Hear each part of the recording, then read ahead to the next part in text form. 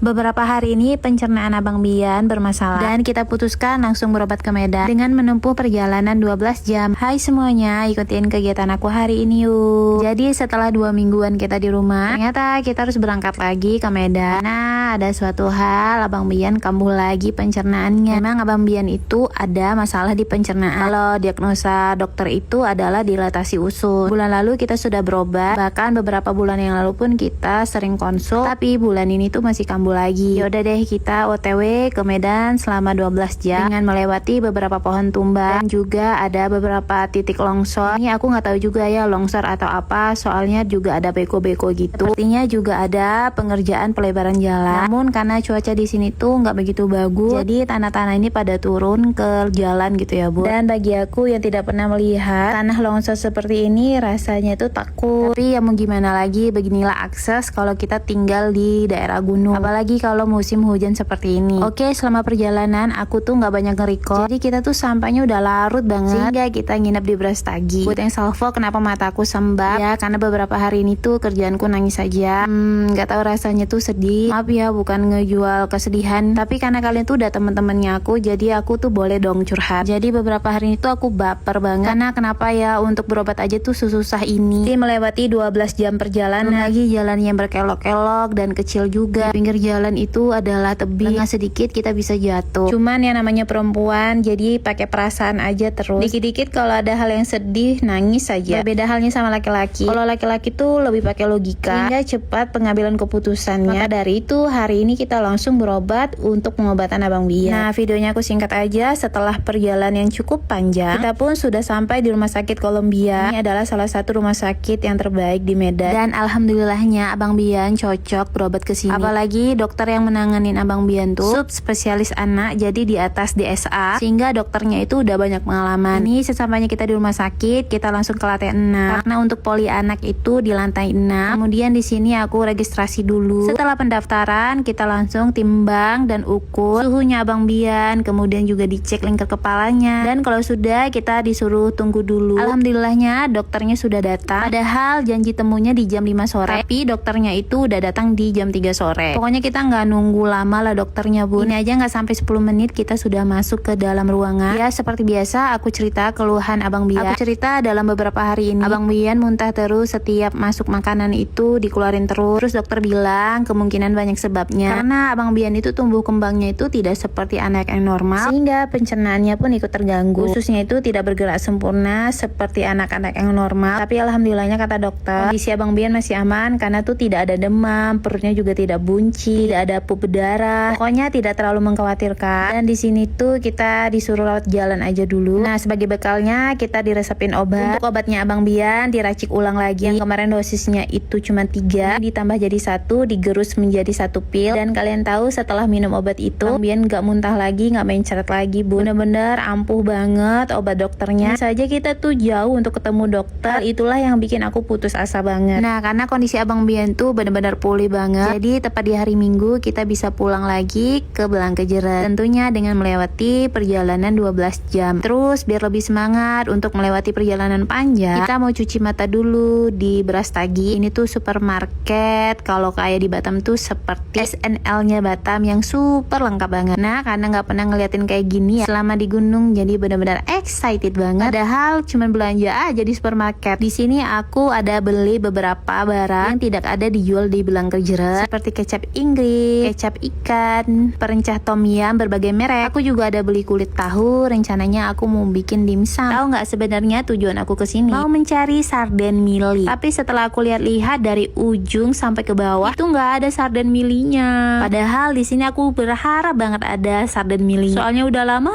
banget nggak makan sarden mili. Rasanya tuh kepengen gitu ya. Terus di sini kita ke lorong buah. Mau lihat buah yang seger-seger. Ini ada alpukat segede gaban. Kalau di sini alpukatnya tuh murah banget. Apalagi di tepi jalan kalau kita melewati Brastagi itu 2 kilo dihargai 15.000 aja. Terus aku ada beli yogurt karena di BKJ itu susah banget ya cari yogurt. Terus aku ada beli telur omega. Soalnya di BKJ ini susah nyarinya Bu. Ya udah mumpung di sini dan kepengen kita beli deh. Oke, setelah puas kita kelilingnya, kemudian kita sudah langsung aja bayar ya. Ini diajak belanja kayak gini tuh rasanya udah happy lagi. Udah gak sedih-sedih lagi mau balik ke BKJ. Kita udah semangat lagi. Nah, sebelum kita pulang, ini aku mau kasih kasih obat dulu sama Abang Bian. Meskipun Abang Bian tuh sakit, tapi ngerawat Abang Bian itu benar-benar mudah banget. Rewel selama perjalanan panjang. Padahal mungkin kalau dia bisa cerita, pasti badannya tuh sakit-sakit dan sangat lelah. Oke, tepat di jam 3 sore kita OTW. Kalau begitu video ini sampai di sini aja ya. Terima kasih buat teman-teman atas doa-doanya. Semoga doa baik itu kembali baik kepada kalian ya. Tetap tersenyum meskipun gigimu berwarna kuning. Bye bye.